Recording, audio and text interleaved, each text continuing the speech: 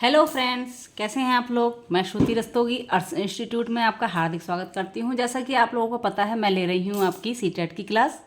और सीटेट का एग्ज़ाम आपका ये दिसंबर में होने वाला है, 14 दिसंबर इसकी डेट है।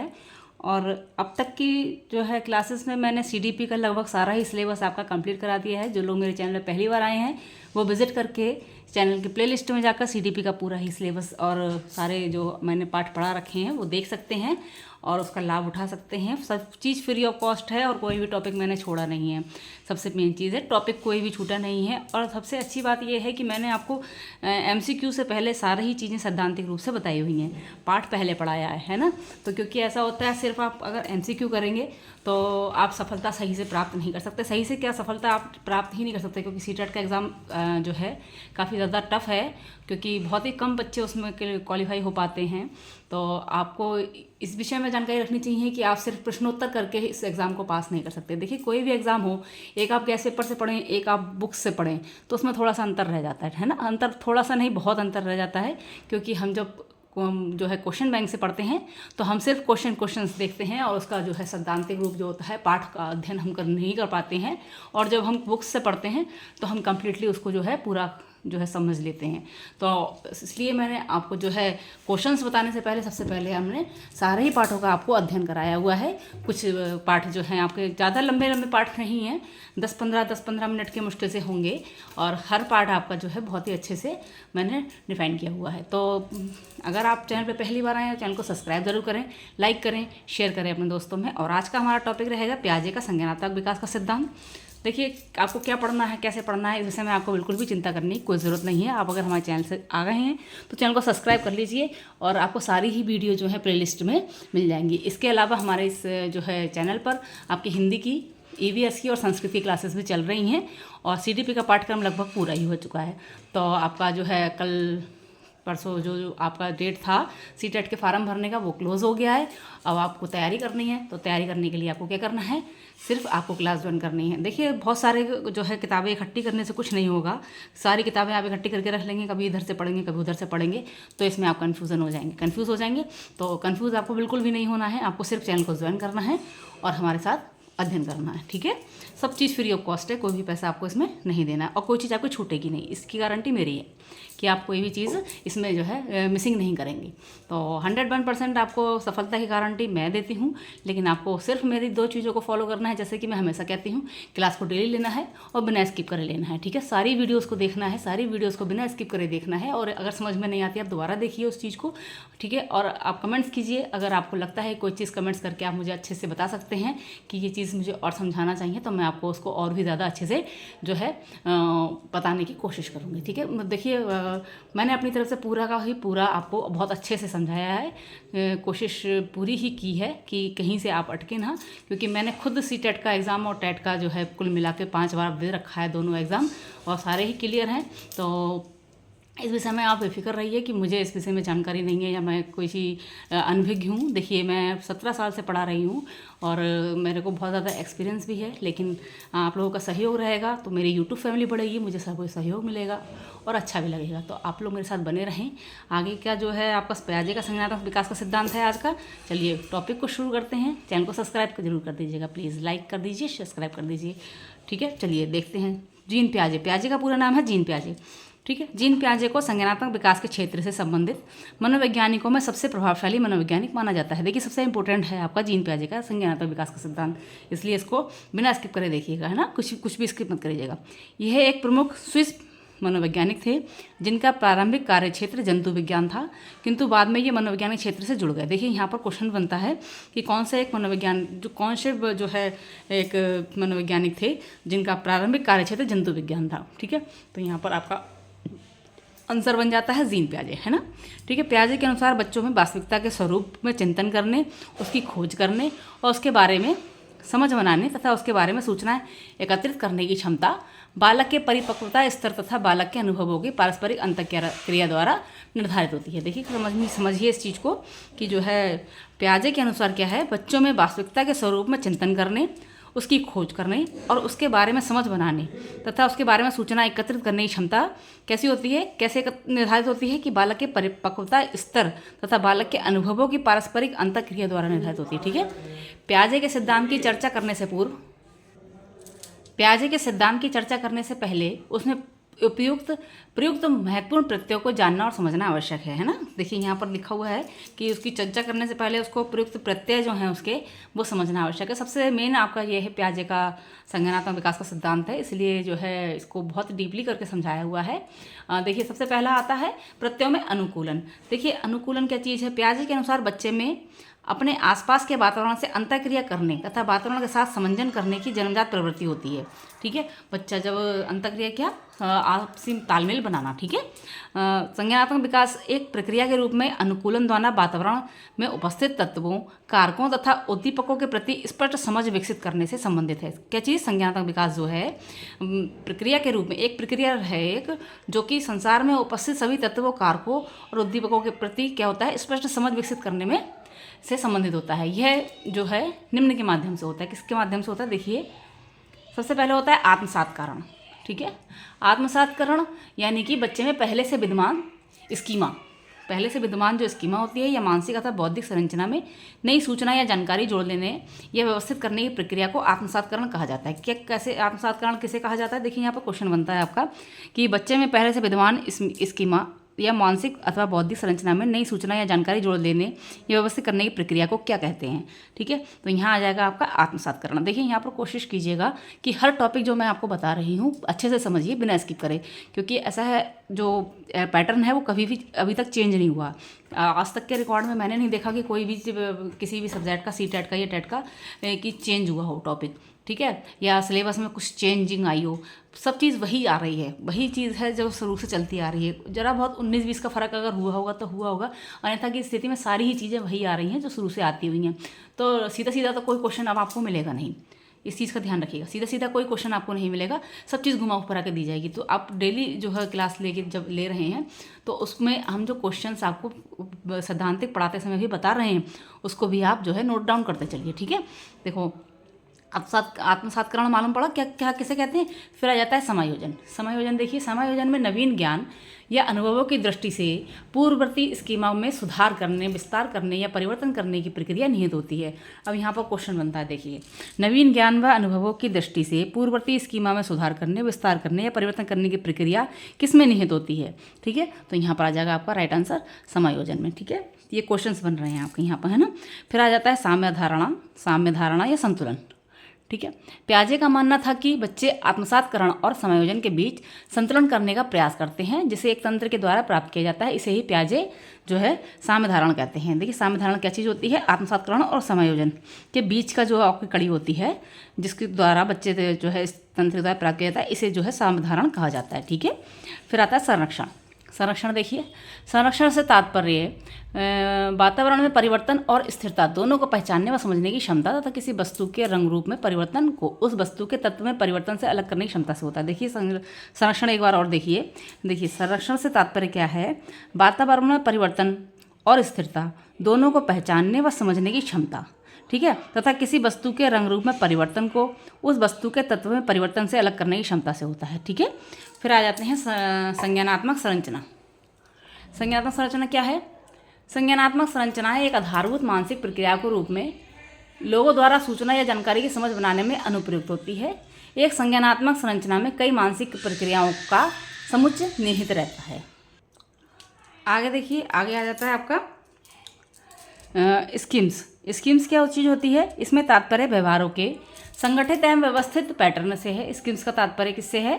व्यवहारों के संगठित एवं व्यवस्थित पैटर्न से है। स्कीम्स का संबंध मानसिक संक्रियाओं से होता है। स्कीम्स को मानसिक संक्रियाओं का अभिव्यक्त रूप माना जाता है। देखिए मानसिक संक्रियाओं का अभिव्यक्त रूप किसे माना जाता है? स्कीम्स को। क्वेश्चन यहाँ बनता है। ठीक है। देखिए यहाँ क्वेश्चंस भी आपको थोड़ा थोड़ा बताते हुए चल रहे हैं किस किस प्रकार से क्वेश्चन बन सकता है। ठीक है। फिर है आपका स्कीमा। स्कीमा क्या चीज़ है? स्कीमा से तात्पर्य एक ऐसी मानसिक संरचना से लिया जाता है जिसका सामान्यीकरण किया जा सके। जैसे जैसे बच्चों के अनुभव में विस्तार होता जाता है वैसे वैसे नवीन अनुभवों व जानकारी के आधार पर पूर्ववर्ती स्कीमा में संशोधन, जोड़ना या परिवर्तन या नए स्कीमा बनाने की प्रक्रिया आरंभ होती जाती है। ठीक है, समझ में आ रही? जैसे जैसे बच्चों का विस्तार होता है, अनुभव का विस्तार होता है दिमाग का, वैसे वैसे अनुभवों व जानकारियों के आधार पर पूर्ववर्ती स्कीमा में संशोधन हो जाता है, उसमें जोड़ना या कुछ परिवर्तन करना या नए स्कीमा बनाने की प्रक्रिया चलती जाती है। विकेंद्रीकरण, देखिए विकेंद्रीकरण क्या होता है? पियाजे के अनुसार विकेंद्रीकरण से आशय है किसी वस्तु के या उद्दीपक के विषय में वस्तुनिष्ठ व वास्तविक ढंग से चिंतन या विचार करने की क्षमता। ठीक है, देखिए विकेंद्रीकरण आपको क्वेश्चन बनता है यहाँ पर कि किसी वस्तु या उद्दीपक के विषय में वस्तुनिष्ठ व वास्तविक ढंग से चिंतन या विचार करने की क्षमता क्या कहलाती है?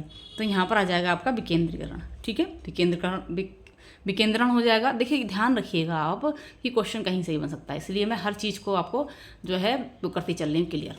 देखिए पियाजे ने संज्ञानात्मक विकास की निम्न 4 अवस्था बताई हैं, नोट डाउन कीजिएगा। पियाजे ने संज्ञानात्मक विकास की कितनी अवस्था बताई हैं? 4 अवस्था बताई हैं। सबसे पहली अवस्था है संवेदी पेशी अवस्था। ठीक है, देखिए चारों अवस्थाएं सबसे पहले देख लेते हैं। सबसे पहली अवस्था है संवेदी पेशीय अवस्था। दूसरी आपकी इसकी आ जाती है प्राक संक्रियात्मक अवस्था। तीसरी होती है ठोस संक्रिय अवस्था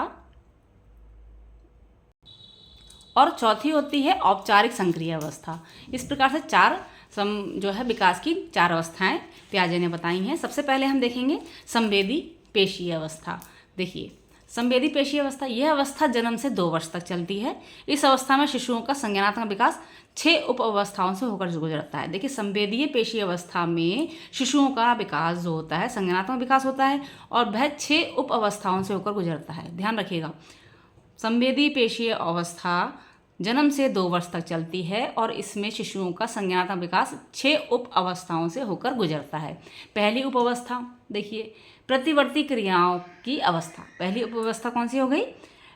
जो है अवस्था प्रतिवर्ती क्रियाओं की अवस्था। दूसरी हो गई आपकी अवस्था प्रमुख वृत्तीय प्रतिक्रियाओं की अवस्था। तीसरी हो गई गौण वृत्तीय प्रतिक्रियाओं की अवस्था। चौथी हो गई गौण स्कीमेटा के संबंध की अवस्था। पांचवी हो गई आपकी तृतीय वृत्तीय प्रतिक्रियाओं की अवस्था। फिर आपकी छठी वाली आ जाती है मानसिक संयोग द्वारा नए साधनों की खोज की अवस्था। अब देखिए इसको देख लेते हैं आगे। देखिए आपको बुक से पढ़ा रही हूँ मैं, कोई भी कंप्यूटराइज आपको नहीं दिया हुआ है, कोई भी आपको कन्फ्यूज़न नहीं होना चाहिए। ठीक है, बुक्स लेके चली हूँ साथ में इसीलिए कि आप जो है अच्छे से इसका अध्ययन कर सकें। एनसीईआरटी की बुक्स से आपका सारा ही सिलेबस दिया हुआ है और आपको एनसीईआरटी की बुक से ही पढ़ना है और इसमें एनसीईआरटी की बुक का ही निचोड़ आपको मैं इसमें बता रही हूँ। ठीक है, तो जो भी बच्चे पहली बार आए हैं चैनल को सब्सक्राइब जरूर कर लीजिएगा, है ना। चलिए देखते हैं पहली उपअवस्था। कितनी अवस्था बताई हैं? 6 उपअवस्थाएं, 6 उपअवस्था बताई हैं, है ना। संज्ञानात्मक विकास की 6 उपअवस्थाएं। ये क्वेश्चन बनता है आपका, संज्ञानात्मक विकास की कितनी उपअवस्थाएं हैं? तो आप राइट आंसर देंगे 6। ठीक है, देखिए पहली वाली तो पढ़ते हैं। पहली अवस्था है प्रतिवर्ती क्रियाओं की अवस्था। इस अवस्था में बालक मात्र प्रतिवर्त क्रियाएं करता है। इन प्रतिवर्त क्रियाओं में चूसने का प्रतिवर्त सबसे प्रबल होता है। ठीक है, सबसे पहले बच्चा क्या करता है? चूसना सीखता है ना। फिर आता है प्रमुख वृत्तीय प्रतिक्रियाओं की अवस्था। यह अवस्था 1 से 4 माह की अवधि की होती है। ठीक है, फिर तीसरा आ जाता है आपका गौण वृत्तीय प्रक्रियाओं की अवस्था। गौण वृत्तीय प्रतिक्रियाओं की अवस्था में यह अवस्था 4 से 8 महीने की अवधि होती है। इस अवस्था में शिशु वस्तुओं को उलटने पलटने तथा छूने पर अपना अधिक ध्यान देता है, ना कि अपने शरीर की प्रतिवर्ती क्रियाओं पर। ठीक है, सबसे पहले बच्चा क्या करता है? मुँह चलाता है, चूसना चालू करता है, उसे पता ही नहीं होता हमारा शरीर क्या कर रहा है। ठीक है, फिर दूसरी अवस्था जो होती है उसकी 1 से 4 माह की, वो हाथ पर चलाना चालू करता है, अपने देखता है कि वो हमारे हाथ चल रहे हैं, हमारे पैर चल रहे हैं। ठीक है, तो वो टांगे अपनी चलाता है, उल्टी सीधी हाथ चलाता है। फिर तीसरी जो आपकी अवस्था आ जाती है तो वो चीज़ों को छूना, उलटना पलटना, छूना हिलाना चालू कर देता है। ठीक है, अपने शरीर की प्रतिवर्ती क्रियाओं पर उसका ध्यान जाता है कि हमने ये चीज़ छू ली है, ये चीज़ पकड़ ली है। ठीक है, फिर आ जाती है चौथी अवस्था जिसे कहते हैं गौड़ स्कीमेटा के संबंध की अवस्था। यह अवस्था 8 से 12 माह तक चलती है। इस अवस्था में बालक उद्देश्य तथा उस तक पहुँचाने की साधन में अंतर करना प्रारंभ कर देता है। ठीक है, फिर 5वीं आ जाती है आपकी तृतीय वृत्तीय प्रतिक्रियाओं की अवस्था। यह अवस्था 12 महीने से 18 महीने की अवधि की होती है। इस अवस्था में बालक वस्तुओं के गुणों को प्रयास व त्रुटि विधि से सीखने की कोशिश करता है। देखिए यहाँ पर बच्चा जो है खिलौनों से खेलना चालू कर देता है। ठीक है, 6वीं उपअवस्था मानसिक संयोग द्वारा नए साधनों की खोज की अवस्था होती है। यह अंतिम उपअवस्था है 6ठी, जो कि 18 से 24 माह तक होती है। यह अवस्था जो होती है, इसमें बालक वस्तुओं के बारे में चिंतन करना प्रारंभ कर देता है। फिर आ जाती है आपकी दूसरी अवस्था, प्राक संक्रियात्मक अवस्था। इससे पहले हमने कौन सी अवस्था पढ़ी है? पहले हमने पढ़ी है पेशीय संवेदी पेशीय अवस्था। फिर आ जाती है आपकी प्राक संक्रियात्मक अवस्था। प्राक संक्रियात्मक अवस्था क्या होती है? संज्ञानात्मक विकास की यह अवस्था 2 से 7 वर्ष तक की होती है। देखिए क्वेश्चन बनता है प्राक संक्रियात्मक अवस्था कितने वर्ष से कितने वर्ष तक की होती है, तो यहाँ पर आपकी 2 से 7 वर्ष राइट आंसर हो जाएगा। ये प्रारंभिक बाल अवस्था होती है। इस अवस्था को पियाजे ने 2 अवधियों में बांटा है। क्वेश्चन बनता है, देखिए प्राक संक्रियात्मक अवस्था को पियाजे ने कितनी अवधियों में बांटा है? ठीक है, तो आ जाता है 2 अवधियों में बांटा है। ठीक है, कितने वर्ष तक की होती है? 2 से 7 वर्ष तक की होती है। फिर देखिए जो 2 अवधियों में बांटा है वह है प्राक संप्रत्यात्मक अवधि और फिर है अंतर्दर्शी अवधि। जो प्राक संप्रयात्मक अवधि है वह 2 से 4 वर्ष तक की है और अंतर्दर्शी विधि जो है आपकी वह 4 से 7 वर्ष तक की है। ठीक है, प्रथम अवधि जो है आपकी प्राक संप्रत्यात्मक अवधि जो है, इस अवस्था में बालक सूचकता विकसित कर लेते हैं। सूचकता से तात्पर्य इस बात से होता है कि बालक यह समझने लगता है कि वस्तु, शब्द, प्रतिमा तथा चिंतन किसी चीज के लिए किया जाता है। पियाजे ने 2 तरीके सूचकता पर बल डाला है। ध्यान रखिएगा, सूचकता कितने प्रकार की होती है? 2 प्रकार की। पियाजे के अनुसार सूचकता कितने प्रकार की है? 2 प्रकार की, संकेत सूचकता और चिन्ह सूचकता। ठीक है, संकेत क्या होता है? सिंबल, यानी किसी ठोस वस्तु के मानसिक चिंतन का दूसरा नाम संकेत है। संकेत तथा ठोस वस्तु में अधिक सदृशता होती है।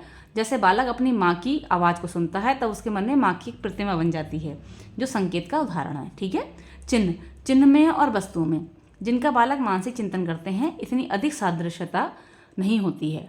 जिन चिन्ह में वस्तुओं या घटनाओं का एक अमूर्त चिंतन होता है, शब्द या भाषा के अन्य पहलू सब सामान्य चिन्ह के उदाहरण होते हैं। फिर आती है द्वितीय अवधि, यानी कि अंतर्दर्शी अवधि।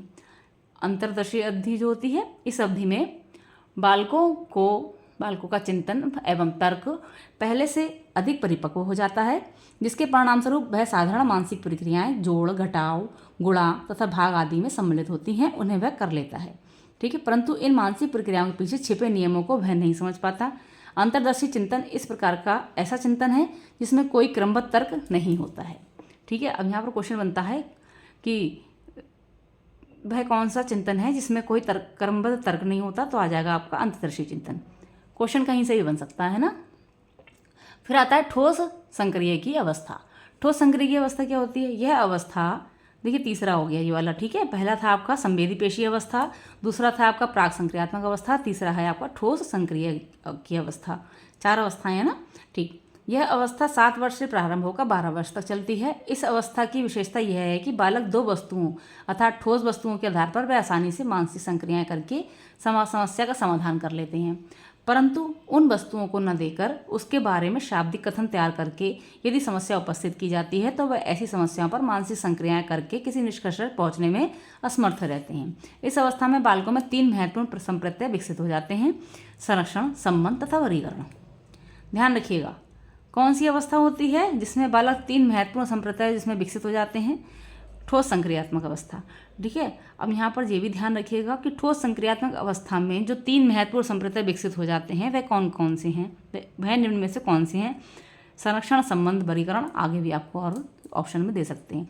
पियाजे के अनुसार इस अवस्था में बच्चों में 3 महत्वपूर्ण संप्रत्यय विकसित होते हैं।